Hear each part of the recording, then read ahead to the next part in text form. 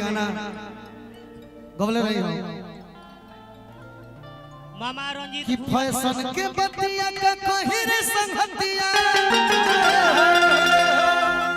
आ जोड़ा नहीं खेल का सिंगार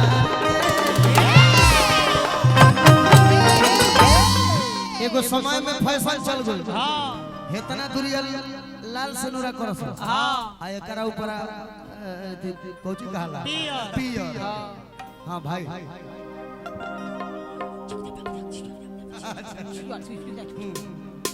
और पियर करस तो हम गा दे का हो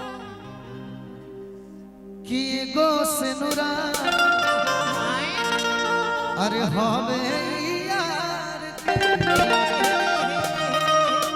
आए गो हवे का चले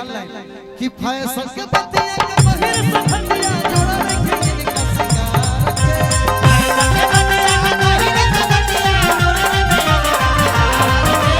फैशन के बतिया के बहिर संगतिया जोड़ा रखे इनका सिंगार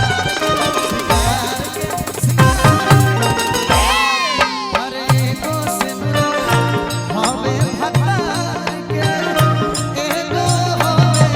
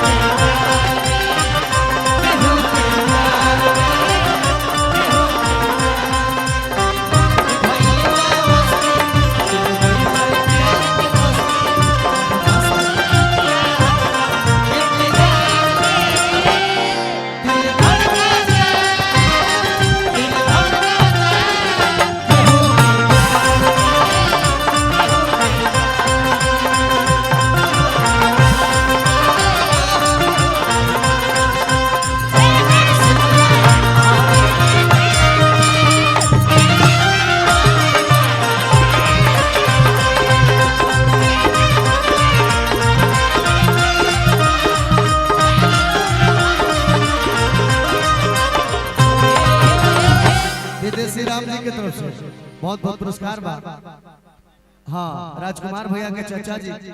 छोटे चाचा जी तो हमनियों के चाचे भई बहुत बहुत आशीर्वाद बा। खुश यही भावे को गाना बोले रे बाबू का हो कि भैया काग जन रे पगली दिलवा टूट जाए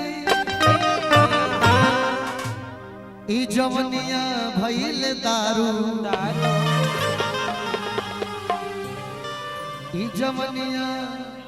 ई जवनिया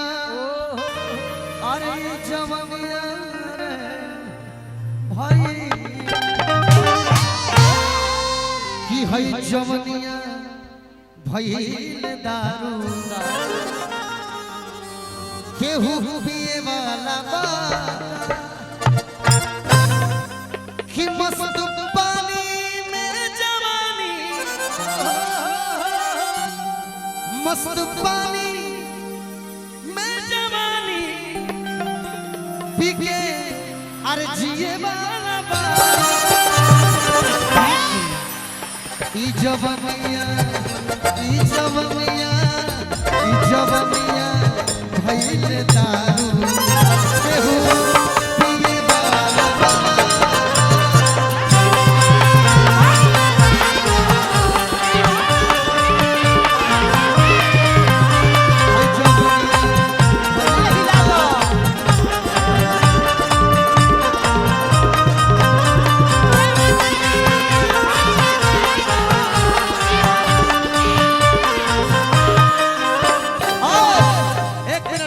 है तो हम गाएंगे